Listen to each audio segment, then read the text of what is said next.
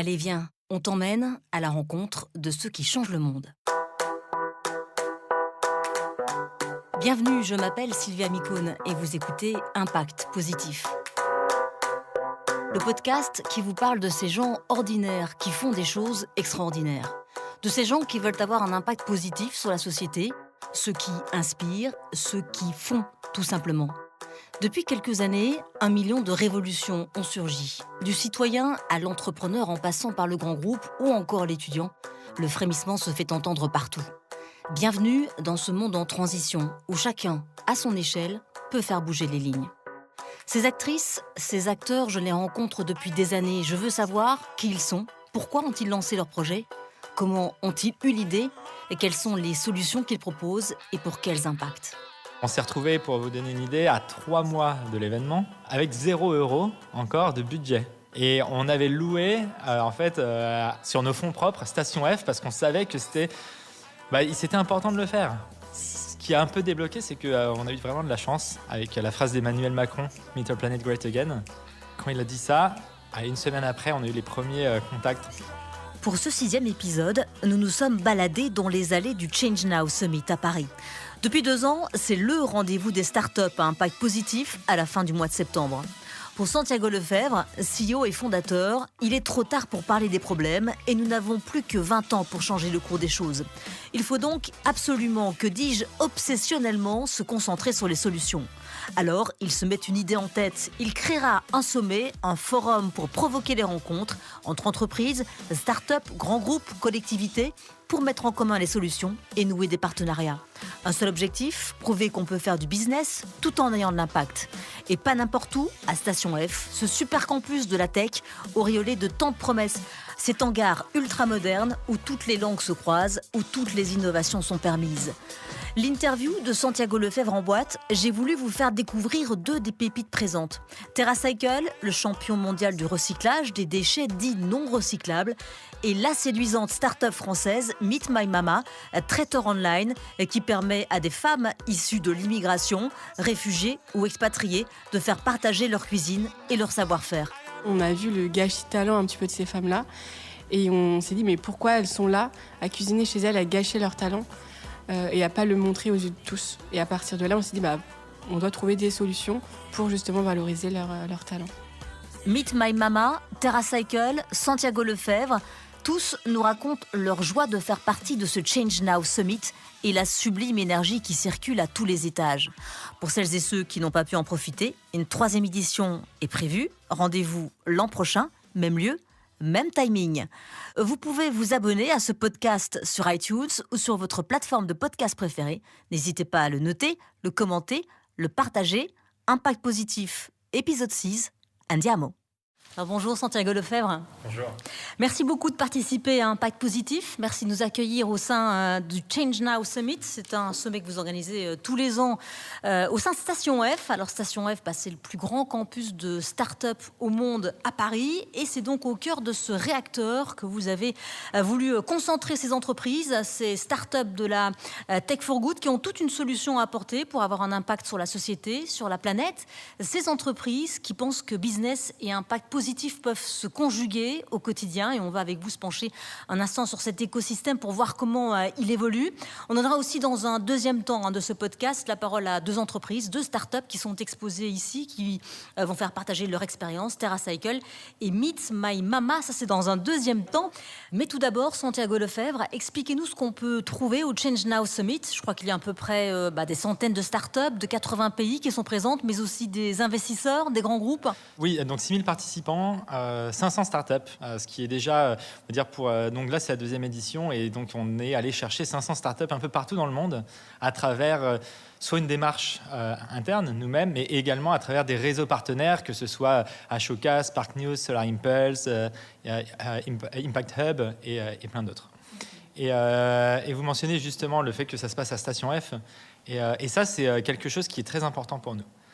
Dans le sens où, dès le début, on s'était dit, ces sujets-là, dans l'innovation sociale et environnementale, on les voit peu souvent dans des endroits emblématiques. Et il faut absolument, en fait, qu'ils soient au cœur de ces lieux les plus populaires. Et donc, on avait décidé que Station F, nouveau temple de la tech, devait accueillir toutes ces solutions, tech ou non tech, mais qui avaient un impact positif. Ça va votre différence finalement par rapport à tous les sommets qu'on connaît ici à Paris, en France, que ce soit le LH Forum, le Convergence, c'est un peu votre différence finalement. Ça nous différencie en partie, avec vraiment après on va dire un focus, presque un côté vraiment obsessionnel sur la solution. C'est-à-dire aujourd'hui, nous, ce qu'on veut vraiment mettre en avant, c'est le fait que on se dit il est trop tard aujourd'hui pour parler des problèmes. Il faut aujourd'hui vraiment se concentrer pour construire les solutions. Et ça, on a 15 à 20 ans pour le faire, grand max. Et donc, voilà, ici, on essaie de rassembler toutes ces énergies positives pour pousser ces solutions-là. Et quand vous les sélectionnez d'ailleurs, toutes ces startups, donc 500 startups sur place? Alors, nous, on a nos critères qui sont notamment savoir si... leur capacité d'impact, leur potentiel de croissance, de croissance, le fait qu'elles sont sur un business model viable. Ça, c'est 3 choses super importantes. Et après, il y a aussi, on se repose sur le jugement des partenaires. Que lorsque Solar Impulse nous dit cela et cela qui suivent au quotidien sont leurs poulains, nous, ça nous aiguille en fait. Alors, c'est le rendez-vous du Positive Impact, c'est le nouveau terme à la mode. Alors, nous, on s'en est largement inspiré pour le nom de notre podcast. Après le développement durable, les solutions, c'est le Positive Impact qui porte. En tout cas, c'est une expression qui parle. Alors oui, c'est une solution qui parle. Et nous, en fait, on voulait vraiment s'ancrer sur ce mot-là. Parce que, en fait, pour revenir dans l'historique, moi, pendant que j'avais fait un MBA à l'INSEAD, où j'avais lancé les TEDx de l'INSEAD. Et c'est là où j'ai commencé vraiment à rencontrer plein de projets qui essayaient d'améliorer le monde. Et souvent, sous le nom, c'était Social Impact. Et Social Impact n'était pas forcément bien compris, bien entendu, du monde du business. Et je me suis dit, en fait, il faut absolument qu'on remarkete ça.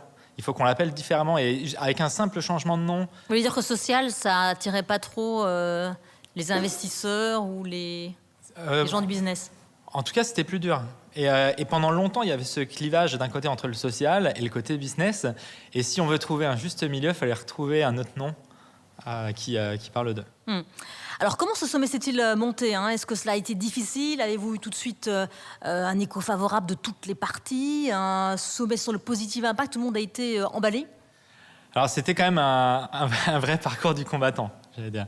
Surtout la première année, même si la deuxième était un challenge aussi. Mais la première année, donc on est parti, on est des outsiders, des personnes en dehors de ce secteur-là quand on a commencé. En fait, on connaissait peu de monde. On y allait avec un peu notre bâton de pèlerin, essayer de convaincre. Les échos étaient quand même positifs, mais rien qui permettait de vraiment faire avancer la chose. Et on s'est retrouvés, pour vous donner une idée, à 3 mois de l'événement. Donc c'était en juin de 2017, avec 0 € encore de budget. Et on avait loué, sur nos fonds propres, Station F, parce qu'on savait que c'était important de le faire. Et ce qui a un peu débloqué, c'est qu'on a eu vraiment de la chance avec la phrase d'Emmanuel Macron, « Make our planet great again ». Quand il a dit ça, une semaine après, on a eu les premiers contacts entrants en disant « Ah, ce que vous faites, c'est intéressant, est-ce qu'on peut… Ouais, alors justement, là, vous me coupez l'herbe sous le pied parce que justement, je voulais vous demander s'il y a eu un effet Macron. Alors, vraisemblablement, oui. Proche des entrepreneurs, même si le climat s'était un peu refroidi. On connaît son appétence pour la Startup Nation. On l'a vu aussi se préoccuper de la Tech for Good en invitant certaines multinationales à l'Élysée. Donc, il y a eu un effet Macron.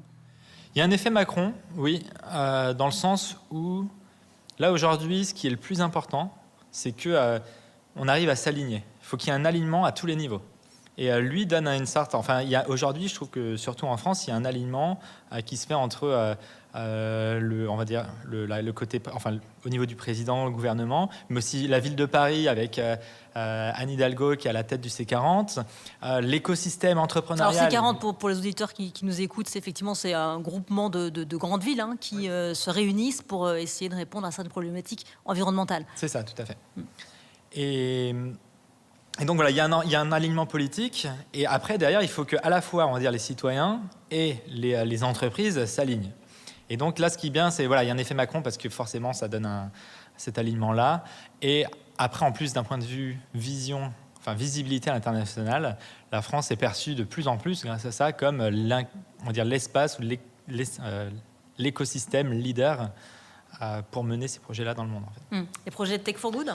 Tech for Good. Alors, Tech for Good, c'est un mot que nous, on considère un peu trop niche. C'est-à-dire que c'est le for good, c'est plus l'innovation for good, dans le sens où c'est innovation à la fois tech ou low-tech, ou juste parce qu'on a revu une nouvelle manière de consommer, par exemple. Alors, est-ce qu'il y a eu des effets après la première édition, des impacts ? On sait qu'il y avait eu 2000 rendez-vous d'affaires. Est-ce que ça a donné quelque chose ? On sait aussi qu'il y a la Solar Impulse Alliance qui s'est mise en place. Vous pouvez nous parler des impacts ? Alors, il y a eu des belles retombées. On a fait à 6 mois après l'événement, un petit tour des participants. On leur a demandé qu'est-ce que ça vous a apporté ? Est-ce que vous avez rencontré des clients, etc. Et oui, il y a eu plusieurs contrats passés entre des startups et des grands groupes pour des commandes un peu test, pour tester vraiment tout le business model et tout ça. Il y a eu une entreprise qui nous a dit qu'elle avait rencontré ses 3 business angels à ChangeNow. Très rentable alors pour elle. Oui. Et puis là, en fait, moi je le vois vraiment quand là, cette année, on a eu des personnes qui nous ont contactés en disant c'était bien l'année dernière, j'ai parlé, ça m'a apporté ça.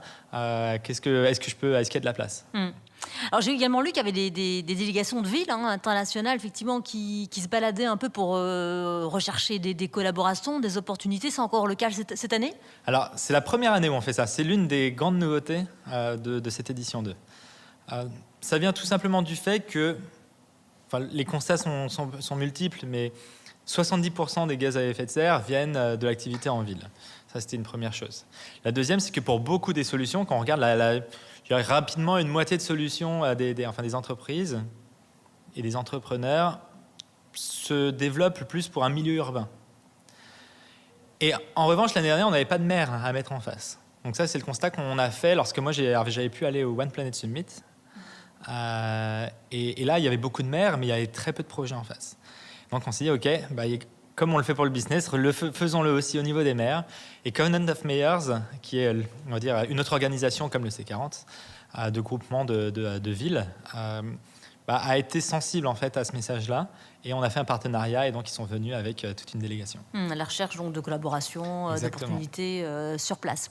Dans un de nos derniers podcasts, Jean Moreux, c'est le cofondateur de Phoenix, d'ailleurs il parle chez vous ce week-end, une start-up sociale en pleine croissance, nous raconte ses difficultés à lever des fonds plus conséquents auprès de l'impact investing. C'est facile en amorçage, un peu moins quand on veut changer d'échelle, il doit se tourner auprès d'acteurs plus traditionnels. La finance, elle a encore du mal à suivre pour des gros montants. C'est aussi votre sentiment, c'est ce que vous observez ?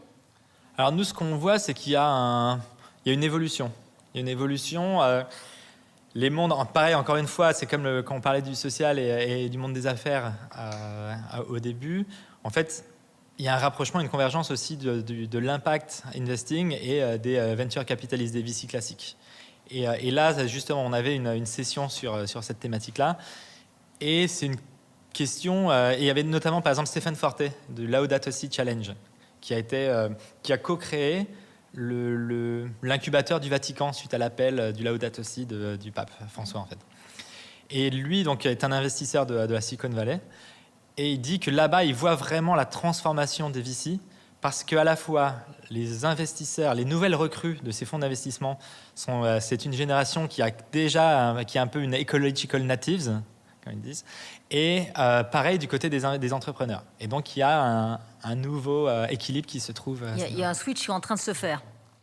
Est-ce qu'il y a des pépites que vous recommandez tout particulièrement dans ce moment ? Alors, je sais que c'est pas facile, il y a 500 entreprises qui sont là, mais est-ce qu'il y a des choses qui vous ont plus marqué que d'autres ? Alors, il y a eu de très belles découvertes cette année. J'ai découvert par exemple Zéphyr et Boré. C'est une compagnie de fret maritime qui aujourd'hui installe des voiles rigides. Les ailes rigides reprennent les lois de la physique de la portance des ailes d'avion. Et donc ces ailes rigides, avec par exemple un vent qui fait 1 nœud, elle va pouvoir propulser le bateau à 2 nœuds. Et à partir de ce moment-là, ils arrivent en effet à être compétitifs avec les autres compagnies de cargo.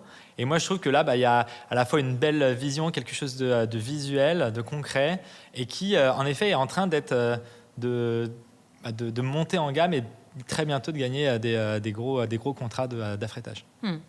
Vous qui suivez finalement cet écosystème depuis 2 ans que ça existe, mais évidemment un peu avant en amont quand même, est-ce qu'il y a des domaines qui ressortent plus que d'autres? Il y a un peu de tout ici, il y a à la fois la mode durable, l'aide aux réfugiés, les villes résilientes, les énergies renouvelables. On parle aussi beaucoup de nettoyage des océans. Est-ce que vous sentez qu'il y a des domaines qui sont plus recherchés que d'autres? Alors, il y a des domaines qui, en tout cas cette année, sont sortis un peu plus, qui sont notamment, par exemple, celui du plastique.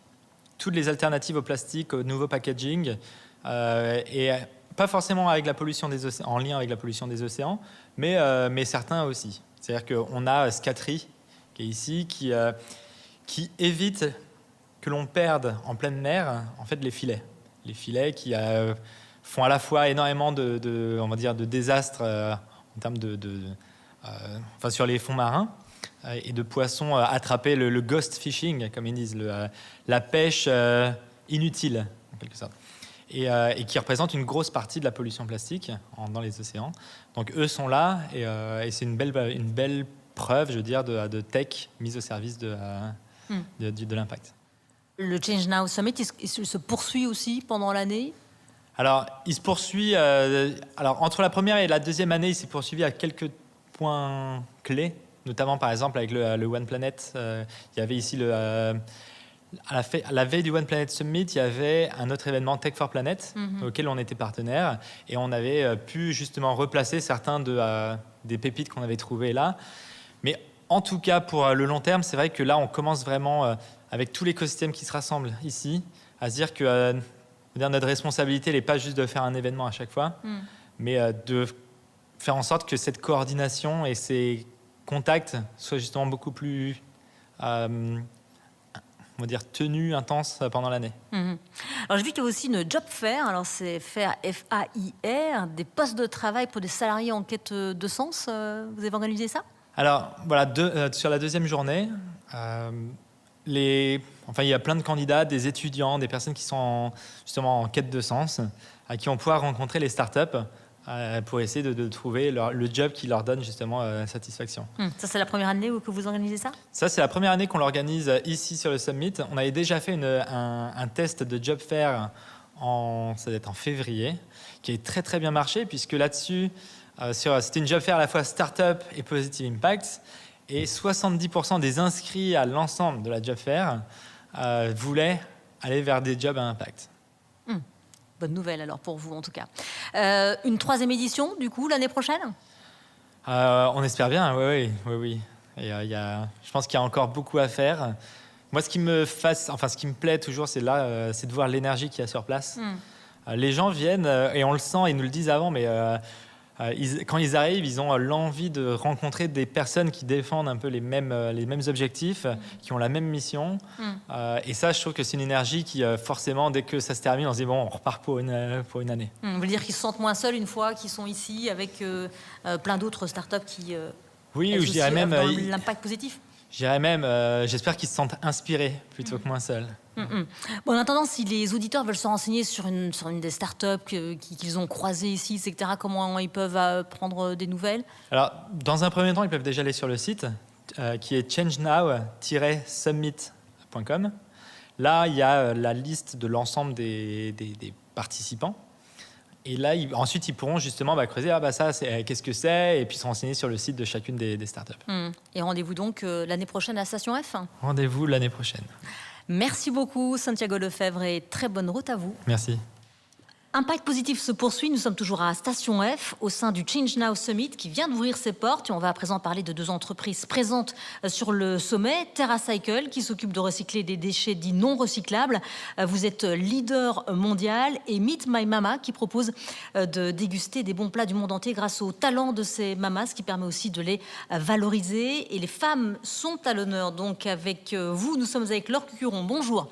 Bonjour. Donc de TerraCycle et Donia Swad Amamra, Barbara, cofondatrice de Meet My Mama. Merci d'être avec nous. Je vous demanderai peut-être tout simplement de pitcher votre entreprise. Qu'est-ce que vous faites à TerraCycle ? Alors, TerraCycle, on a une mission qui est d'éliminer la notion de déchets. Et pour ce faire, on va travailler sur différents business models. Donc, le premier, c'est de rendre tous les emballages, en fait, qui sont considérés comme non recyclables, recyclables. Donc, en fait, aujourd'hui, tous les emballages et les produits sont techniquement recyclables. Mais malheureusement, il y en a encore beaucoup qu'on va mettre à la poubelle qui ne vont pas être recyclés et qui vont être soit incinérés ou enfouis, qui sont deux solutions linéaires. Mais donc, ils peuvent tous être recyclés, c'est ce qu'on retient en tout cas de votre message. Exactement. Voilà. Donc, c'est-à-dire que nous, en fait, ce qu'on fait, c'est qu'on fait de l'innovation et de la R&D pour trouver de nouvelles solutions techniques pour recycler ces déchets. Donc, ça peut être des stylos, des gourdes de compote, des capsules de café. Et on travaille avec des partenaires qui vont nous aider à financer la création et la mise en place de filières de collecte, puisqu'il faut les capter en premier lieu. Donc, pour les stylos, on va travailler avec beaucoup d'écoles. Pareil pour les gourdes de compote. Donc, on trouve vraiment les lieux où collecter ces déchets. Et ensuite, on va trouver des solutions techniques pour les recycler et leur donner une nouvelle vie. Et pour éviter qu'ils finissent en incinération, en enfouissement. Et vous adressez aux entreprises, aux particuliers ? Alors, on s'adresse aux deux. Nos clients, ce sont des entreprises qui vont nous permettre de financer ces systèmes. Et on va vraiment aussi beaucoup travailler avec les citoyens, avec les consommateurs pour leur amener ces solutions, en fait. Donia, Meet My Mama, pitchez-moi en quelques lignes votre projet. Alors, donc, Meet My Mama, c'est une start-up qui valorise les talents culinaires des femmes qui viennent des 4 coins du monde. Et en fait, on est une plateforme et on connecte toutes les femmes chefs traiteurs du monde. On a des femmes qui sont réfugiées, immigrées ou expatriées, qui ont une entreprise dans la restauration traiteur. Et on les connecte aux entreprises et on propose des voyages culinaires. Donc, c'est des cocktails, des déjeuners d'équipe, des petits déjeuners, des goûters, en proposant une cuisine faite maison, faite par des mamas des 4 coins du monde, faite avec amour. Et en parallèle, pour les accompagner et leur permettre d'être autonomes, on a créé l'association Empower My Mama. Et sous Empower My Mama, la Mama Academy, qui est la première académie qui forme et outille toutes les femmes migrantes qui souhaitent vivre dans leur passion pour la cuisine et qui n'ont pas forcément les moyens de le faire. Et elles sont accompagnées et formées par des chefs, notamment en design culinaire, sur le numérique aussi avec Google, sur l'art oratoire, puisque la particularité aussi de notre service traiteur, c'est lorsqu'on va en entreprise, la Mama est là pour pitcher et pour raconter son histoire, sa cuisine, sa culture. J'imagine que ça ne doit pas être évident de recruter des mamas. Il y en a qui n'ont pas spécialement envie de se mettre en avant, qui sont peut-être timides ou tout simplement discrètes. Exactement. Justement, c'est d'ailleurs pour ça en fait, qu'on a monté Meet My Mama, puisqu'on s'est rendu compte qu'en France, on avait la chance de vivre avec plus de 500 000 femmes au foyer, qui venaient des 4 coins du monde, qui avaient un talent, et notamment pour la cuisine, mais qui n'avaient pas forcément les moyens d'en vivre. Ça peut être par exemple la barrière de la langue. On sait tous, quand on arrive en France, apprendre le français, c'est difficile. Et quand on ne le parle pas, c'est encore plus difficile de trouver un emploi et de rencontrer d'autres personnes, tout simplement. Le fait d'être une femme aussi, puisqu'en France, et dans la restauration, il y a 90% des chefs qui sont des hommes. Alors que quand on pose la question à ces chefs, qui vous a appris à cuisiner ? Ma mère. Ma mère, c'est exactement ça. Mais malheureusement, toutes ces femmes-là, alors que c'est des rôles modèles, on ne les voit pas. Et encore moins dans la cuisine. Et donc, c'est pour ça qu'on a décidé tous les trois, avec Loubna Youssef, de monter Meet My Mama. Vous êtes inspiré d'un concept qui existait déjà à l'étranger ou vous avez vraiment innové ici Alors, on a innové France parce que c'est la première fois en fait, qu'on donnait les clés à ces mamas en les valorisant et en leur disant « tu seras la chef du jour ». Et notamment dans les entreprises, on fait beaucoup appel aux traiteurs, mais c'est souvent les mêmes traiteurs, les mêmes pièces qui sont proposées. Et les cuisines du monde et les petits fours du monde que nous, on a rebaptisés Mamardise, elles n'existaient pas. C'est vraiment une création des mamas qu'on propose aux entreprises. Alors du coup, comment vous faites pour les convaincre, ces mamas, de venir dans l'aventure Meet My Mama ? Alors en vrai, c'est plutôt elles qui viennent à nous. On n'a pas du tout de mal à les convaincre, puisque au tout départ, on travaille avec des femmes qu'on connaissait donc, de nos réseaux personnels ou d'associations qui travaillaient pour justement l'empowerment des femmes. Et petit à petit, en fait, c'est les femmes et les mamas qui sont venues à nous, donc via les réseaux sociaux, via Facebook, par email, par téléphone, les mamas, leurs maris. Ce sont déjà des mamas connectées, finalement. C'est ça, connectées, et en tout cas, qui après, elles apprennent à l'être encore plus avec les formations au numérique. Alors, vos deux projets sont différents, votre impact aussi. Vous existez, TerraCycle, depuis 2001. Vous avez été fondé aux États-Unis. Vous vous occupez donc de tout ce qui se passe en Europe. Meet My Mama, votre projet, lui, il a 1 an. Il a 1 an à peine. On va C'est parler ça. de l'impact, donc très différent par rapport aux 2 projets. On voit des chiffres hallucinants sur votre site internet TerraCycle de votre impact. Expliquez-nous. Oui, tout à fait. Alors c'est vrai que quand on a commencé, on a dû convaincre des partenaires, des industriels de travailler avec nous. Et puis surtout, de manière plus importante, on a dû aussi faire passer le mot pour que les gens participent à nos programmes. Donc ce qui est vraiment intéressant de voir, c'est qu'on a réussi à créer des réseaux. On parlait de communautés avec Meet My Mama. C'est pareil pour nous. On a créé des réseaux d'ambassadeurs, des gens qui collectent, des gens qui participent à nos programmes, qui font passer le mot et puis qui nous permettent aussi de communiquer sur le fait que tout est recyclable, qu'il y a des solutions. Et donc, effectivement, aujourd'hui, en France, on a un réseau de collecteurs de plusieurs millions de personnes qui, au quotidien, nous renvoient leurs déchets pour qu'on puisse ensuite les recycler. C'est la même chose au niveau des partenariats qu'on fait, puisque aujourd'hui, il y a énormément de produits de packaging qui ne sont pas recyclables dans plein de catégories. Donc, nous, on s'intéresse à toutes les catégories, que ce soit l'alimentaire, le cosmétique, etc. Et donc, là, ça fait depuis vraiment 2 ans qu'on voit un intérêt de ces entreprises pour pouvoir proposer des solutions à leurs consommateurs. Et donc, on développe le nombre de partenariats aussi qu'on fait avec des industriels, que ce soit des entreprises comme BIC, Materne, etc., sur la France. Alors, si vous devez donner quelques chiffres. Alors, en termes de chiffres, donc en France, en termes de participation, on a plusieurs millions de gens qui participent à nos programmes de manière directe ou indirecte. Donc, direct, ce sont vraiment les ambassadeurs TerraCycle qui sont un peu partout en France, qui vont mettre en place cette collecte, nous renvoyer leurs colis, faire passer le mot autour d'eux. Et puis, il y a des gens qui sont un peu plus indirects, qui vont être les gens qui collectent, qui voient ces points de collecte un peu partout, dans les écoles, dans les magasins, dans les supermarchés, qui vont du coup ramener de chez eux leurs produits pour qu'ils soient recyclés.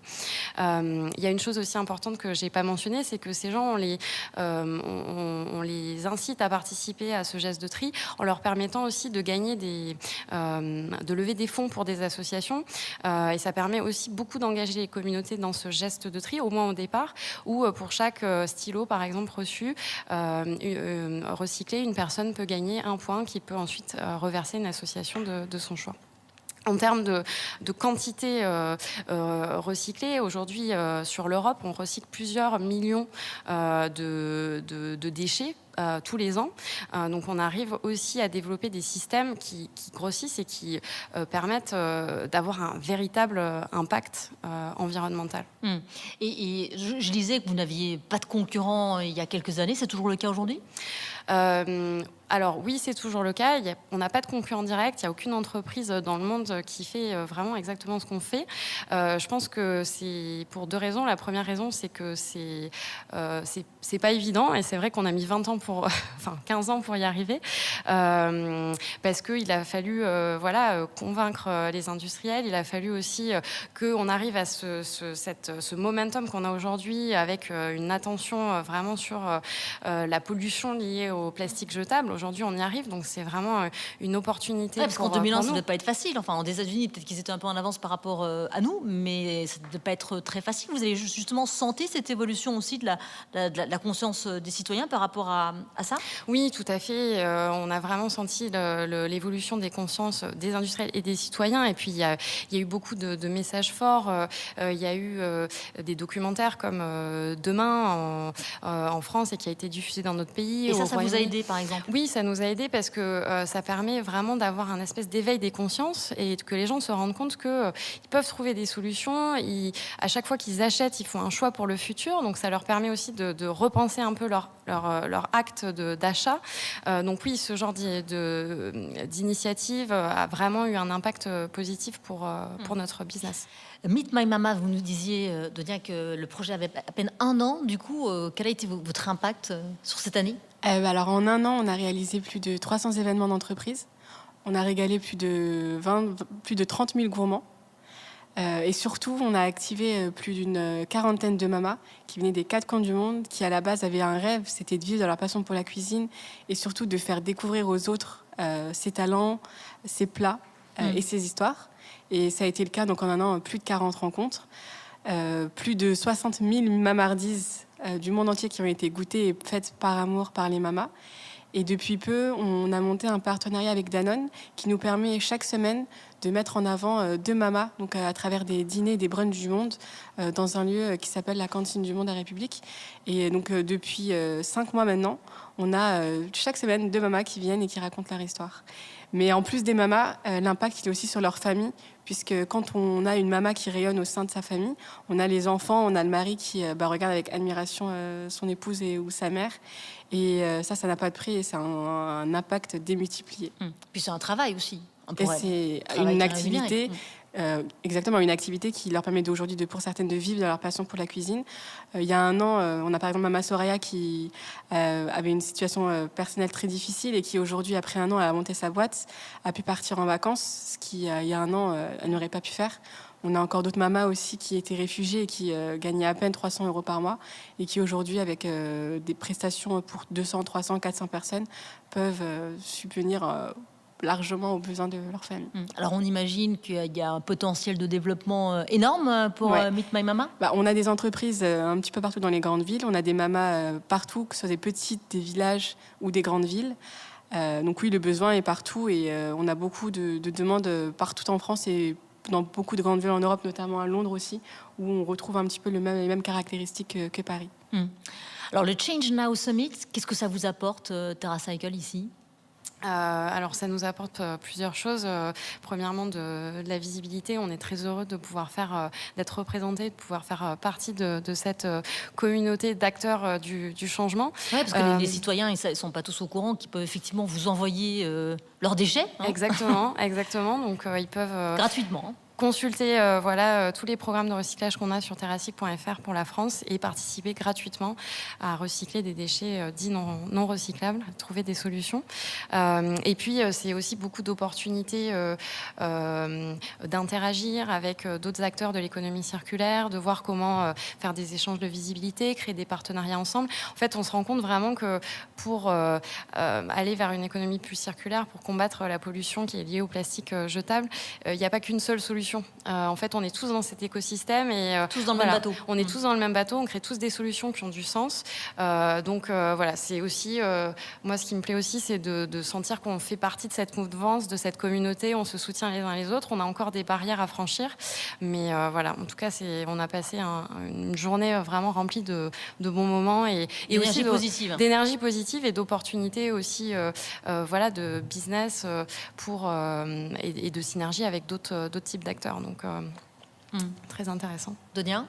Nous aussi, c'était la première fois pour nous de participer au Summit Change Now. Donc, en plus de la visibilité de l'écosystème aussi, puisqu'on rencontre des startups qui sont dans le même mood que nous, qui veulent changer des choses et changer le monde et avoir de l'impact. Ensuite, on a aussi la chance de s'occuper de la restauration du midi. Donc, ce midi et demain midi, on a un grand food market avec 5 continents qui sont représentés. Donc, on a des plats qui viennent du Sri Lanka, du Maroc, de la Côte d'Ivoire, de Turquie et du Liban. Donc on a la chance de faire participer nos mamas, donc 5 de nos mamas, à ce grand événement. Et demain, on est aussi sur scène sur une conférence sur les réfugiés et la citoyenneté, ce qui va nous permettre aussi de rentrer un peu plus dans le détail des questions qui nous ont poussé à monter Meet My Mama, et notamment la question de l'impact sur les réfugiés et de leur émancipation à travers la cuisine. Mais justement, parlez-nous un peu de cet impact. Vous m'avez dit tout à l'heure que ça avait changé une famille parfois. Exactement. Effectivement, vous nous parliez des vacances, mais j'imagine qu'il y a plein d'autres exemples. On a par exemple Mama Nida, qui est réfugiée sri-lankaise, donc elle était au Sri Lanka, ensuite elle a émigré en Malaisie et elle est ensuite arrivée à Paris, donc toute seule avec sa fille. Son mari ne pouvait pas encore la rejoindre. Et donc au départ, elle était chez elle dans 93 à Aubervilliers, où elle ne connaissait personne, où elle ne parlait à personne. La chance a fait qu'on l'a rencontrée et à ce moment-là... Et comment vous faites pour la rencontrer si elle habite à Aubervilliers toute seule? On la rencontre via des associations, elle prenait des cours de français et Youssef était devenu son buddy, donc celui qui l'accompagnait. Et en discutant avec elle, il s'est rendu compte qu'elle adorait cuisiner et que dans son pays... Donc Youssef qui est votre cofondateur. On a associé donc Lumna et Youssef. Donc s'est rendu compte qu'elle avait un talent pour la cuisine et surtout qu'en Malaisie, elle était cuisinière avec les Nations Unies et avait sa propre entreprise de pâtisserie, puisqu'elle, son rêve, c'était d'ouvrir sa propre pâtisserie. Donc on l'a rencontrée, on a organisé une première rencontre culinaire, donc ce qu'on faisait au tout début, il y a à peu près un an, avant de le refaire aujourd'hui avec Danone. Et on a organisé un dîner sri-lankais et malais. Et donc là, pour elle, c'était la première fois en un an qu'elle rencontrait des Français, qu'elle avait la possibilité de parler d'elle, de son pays, de son histoire. Et le jour d'après, elle nous appelle pour nous dire « Ah, mais je suis trop contente, je vais rouvrir mon compte Facebook ». Juste pour montrer les photos et dire que moi aussi, je peux avoir une belle vie, moi aussi, je rencontre d'autres personnes, moi aussi, je peux partager mon histoire. Et à partir de là, donc, c'est devenu un peu notre Mama Star, où on a commencé, après avoir monté son entreprise, on a commencé à la former. Donc, c'était la première fois aussi qu'elle avait en France un diplôme reconnu d'État, en fait, qui certifiait qu'elle avait eu des formations en hygiène, sécurité alimentaire. Elle a aussi ensuite pu offrir à sa fille des cours de piano. Elle lui a acheté un piano grâce à ce qu'elle gagnait avec Meet Mama et l'inscrire au conservatoire. Et aujourd'hui, elle a rencontré un chef pâtissier qui la forme pour qu'elle puisse elle aussi ouvrir sa propre pâtisserie sri-lankaise à Paris. Donc c'est une belle histoire, vraiment. Belle histoire, mais on en a tellement, on en a plus d'une cinquantaine, j'en ai énormément. Ça nécessitera un podcast dans les belles histoires. Pour toutes les mamans. Le podcast de Meet My Mama. Pourquoi pas? C'est une idée. Ok. Vous nous tiendrez au courant alors. Si vous aviez une baguette magique, on est dans le Change Now Summit, c'est le rendez-vous des entrepreneurs qui changent le monde. Si vous pouviez faire sauter un verrou, vous feriez quoi? Sauter un verrou, je dirais, on a toujours un besoin de financement. Donc, il y a quand même des progrès à faire dans le financement de ces modèles économiques innovants. Donc, peut-être que j'essaierai de faire sauter ce verrou-là pour qu'on ait accès plus facilement à l'investissement, à faire en sorte que les entreprises investissent dans ces projets positifs pour l'environnement. Je pense que c'est un des points. Le financement aussi? Financement, et d'un point de vue impact, je dirais faciliter le côté administratif, puisqu'en France, la lourdeur administrative ne permet pas à toutes ces femmes de pouvoir vivre sereinement de leur passion pour la cuisine, puisqu'il y a énormément de formalités administratives, et notamment d'un point de vue d'aide sociale. Il est très compliqué en France de pouvoir se lancer sereinement, puisqu'à partir du moment où, entre guillemets, on veut se lancer, toutes les aides sociales peuvent disparaître et on en a toujours besoin au début, en tout cas, pour pouvoir... Oui, c'est une fameuse prise de risque que tous ne sont pas prêts à prendre. Sécuriser la prise de risque dans l'entrepreneuriat. Alors, je termine toujours ce podcast avec cette interview dans l'interview. C'est l'interview déclic et c'est parti. Quel conseil auriez-vous aimé avoir au début de votre carrière ? Je pense que le conseil que j'aurais aimé avoir, c'est... qu'on m'ait dit, voilà, tout est possible. Si tu as une bonne idée, vas-y à 100%. Aussi de montrer qu'en travaillant, c'est vrai qu'au début, il y a quelques années, quand on commençait à travailler dans des projets à impact positif ou s'intéresser aux notions de développement durable, on nous disait oui, mais il n'y a pas vraiment d'opportunité business dans ce milieu-là, il vaut mieux travailler sur d'autres types de projets. Et en fait, là, aujourd'hui, on est tous vraiment une démonstration que non, il y a vraiment, on peut créer un impact positif et on peut créer aussi des business models qui soient durables, performants. Donc, je pense que voilà, c'est le conseil que j'aurais aimé. En fait, je l'ai suivi, ce conseil, sans qu'on me le donne, mais peut-être que je pense qu'il y a beaucoup de gens qui aimeraient bien se lancer et qui ont parfois encore un peu peur. Et on peut leur dire non, aujourd'hui, on peut avoir un business model dans l'économie circulaire qui soit économiquement, qui ait du sens. On peut être rentable, voilà, ça serait mon conseil. Donia ? Je dirais que changer le monde, ça prend du temps et qu'il faut toujours garder en tête ses objectifs pour pouvoir les réaliser. Le ou la mentor que vous auriez aimé avoir ? C'est difficile. On aimerait bien Michelle Obama, mais on l'attend à Paris pour lui faire découvrir les cuisines de nos mamas et pour qu'on puisse un peu découvrir son histoire en tant que femme. Elle vient à Paris, peut-être que vous allez pouvoir la rencontrer. On l'attend et on la contactera. Michelle Obama, donc pour Donia.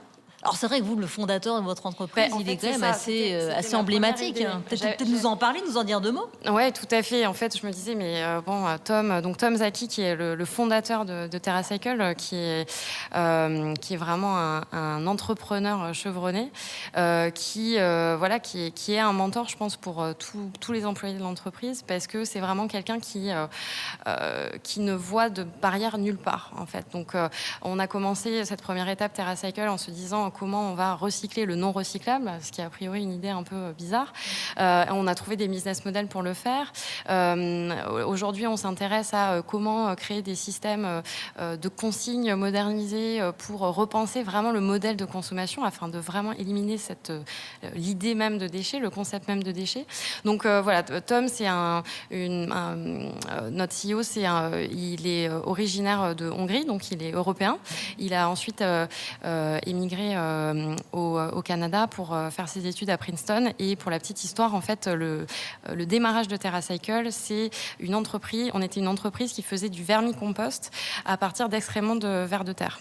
Donc l'idée de TerraCycle, c'est vraiment de se dire il y a une ressource première, une matière première qui est facile à récupérer. Hein, c'est de l'excrément de vers de terre, donc c'est facile à mettre en place. Et avec un peu de bon sens et un bon sens business, on peut réussir à créer un produit organique qui va ensuite pouvoir être vendu et créer un business model autour de ça. Donc la première idée TerraCycle, c'était pour Tom de pouvoir embouteiller son vermicompost dans des bouteilles de soda. Il n'avait pas d'investissement pour acheter des contenants et donc il a fait un appel sur tout le campus de l'université de Princeton aux étudiants pour qu'ils ramènent leurs bouteilles de soda usagées. C'est comme ça qu'il a embouteillé son compost. Il a eu une première commande de Walmart et ensuite il s'est fait connaître dans le milieu environnemental et puis ensuite on a dérivé sur le business model actuel de TerraCycle. Donc voilà, c'est c'est vraiment un mentor et une image importante pour tout le monde chez TerraCycle parce qu'on dit on est tous dans tous nos postes des entrepreneurs et donc tout ce qu'on fait c'est de l'innovation. Il n'y a aucune entreprise qui l'a fait avant, donc des fois c'est difficile, on n'a pas les réponses, mais voilà, il faut y aller avec du bon sens, des idées et puis surtout pas perdre confiance dans ces idées-là. Oui, ça fait plus de 15 ans que ça dure. Hein. Exactement. Donia, vous ne seriez jamais devenu ce que vous êtes si je n'avais pas rencontré mes associés, Loubna et Youssef. C'est vraiment de cette rencontre qu'est né le projet, l'entreprise. Alors avec Loubna, on avait toutes les deux notre projet qui s'appelait Mama Cooking à l'époque, mais qui était sur la même idée, c'était de permettre aux femmes au foyer de vivre de leur talent pour la cuisine. Et à côté, Youssef avait monté Mama's Kitchen avec le même aussi objectif et la même vision. Il nous a trouvés par hasard sur les réseaux sociaux. Il a décidé de nous envoyer un message sur Facebook. On a accepté de le rencontrer. Donc c'était en octobre 2016 et depuis, on ne s'est plus quitté. Le plus bel échec de TerraCycle? En fait, notre plus bel échec, ça serait si un jour on n'existe plus. Si on devient redondant, en fait, c'est vraiment ça l'objectif de TerraCycle, c'est de montrer que si nos systèmes de collecte et de recyclage deviennent mainstream, en fait, que ce soit des systèmes au même titre que les systèmes de recyclage nationaux, ça veut dire qu'un jour on n'aura plus besoin de nos solutions. Donc ça serait notre plus bel échec au final, de plus exister. Vous avez encore quelques années devant vous. Voilà, je pense qu'on a encore du boulot. Mais... Une qualité essentielle pour entreprendre, Donia? Une qualité essentielle, d'oser. Oser, si on a envie de parler à une certaine personne, on a envie de contacter une personne, on a envie de faire certaines choses, on a envie de dire certaines choses, oser. Un conseil que vous donnez tout le temps? De croire en ses rêves. Je pense que c'est une bonne... croire en ses rêves et se faire confiance aussi. Faire confiance à son intuition, je pense que c'est très important dans l'entrepreneuriat. Enfin, que dites-vous à ceux qui nous écoutent et qui ont envie d'agir, mais qui ne savent pas comment? C'est facile, ils vont sur le site de TerraCycle. Voilà, c'est ça, j'allais dire. Vous pouvez commencer à collecter et recycler sur le site de TerraCycle, mais de manière plus générale, participer à des événements comme celui d'aujourd'hui, rencontrer des gens, se connecter, discuter, voir un peu toutes les opportunités qu'il y a et tous les projets auxquels on peut participer en tant que citoyen. Je pense que c'est vraiment le meilleur moyen de trouver des solutions et de pouvoir avoir un impact tous les jours. Et puis, vraiment, je le dis encore une fois, trier, recycler, c'est un petit geste, ça prend pas longtemps, mais c'est un impact tellement important sur l'environnement. Donia ? Je suis d'accord et je rajouterais aussi, dans sa ville, on n'a pas besoin de directement voir le grand impact. On peut, juste dans sa ville, essayer de comprendre un peu comment se passe sa ville et les problèmes qu'on peut avoir, puisque nous, on est d'abord parti d'un problème avant de trouver la solution. C'est le problème qui nous a motivés justement à tester plein de choses et à trouver différentes solutions. Et vous, c'est parce qu'il y avait, vous voyez des mamas dans votre quotidien, peut-être? Exactement, on a tous les trois vécu avec ces femmes-là, on a vu le gâchis de talent un petit peu de ces femmes-là, et on s'est dit, mais pourquoi en fait, pourquoi elles sont là à cuisiner chez elles, à gâcher leur talent et à pas le montrer aux yeux de tous. Et à partir de là, on s'est dit, on doit trouver des solutions pour justement valoriser leur talent. Merci beaucoup, Laure Cucuron et Donia Swadamamra. Où peut-on te prendre des nouvelles de vos entreprises ? Sur les réseaux sociaux, Facebook, Twitter, Instagram. Et puis on peut vous voir aussi physiquement, on on peut peut nous venir voir. goûter aussi. Exactement, C'est ouvert au tous public ou c'est juste pour les entreprises ? C'est ouvert. Alors donc le partenariat existe depuis 4 mois avec Danone et donc c'était lors de la lancement de la nouvelle gamme de yaourts, les Danone du Monde. Et donc on est à République, à la cantine du Monde, tous les mercredis soirs et tous les dimanches matins pour des dîners et des brunchs, mais également tous les autres soirs de la semaine où une programmation arrive et la journée privatisée pour les entreprises. Et on peut aussi vous appeler si on a envie On peut d'organiser aussi un nous appeler. mariage. Il y a nos numéros de téléphone sur le site, donc n'hésitez pas. Et pour nous, donc terracycle.fr pour retrouver tous nos programmes de recyclage et puis effectivement aussi sur les réseaux sociaux, notamment sur Facebook. Merci beaucoup à toutes les deux. Bon Change Now Summit et bonne route. Merci. Merci beaucoup de nous avoir écoutés au Change Now Summit. N'hésitez pas à vous abonner, à nous faire part de vos conseils et commentaires pour faire progresser ce podcast, le partager si vous l'avez aimé et encore mieux nous noter 5 étoiles si vous avez passé un moment inspirant avec nous. On se retrouve très vite pour un nouvel épisode d'Impact Positif.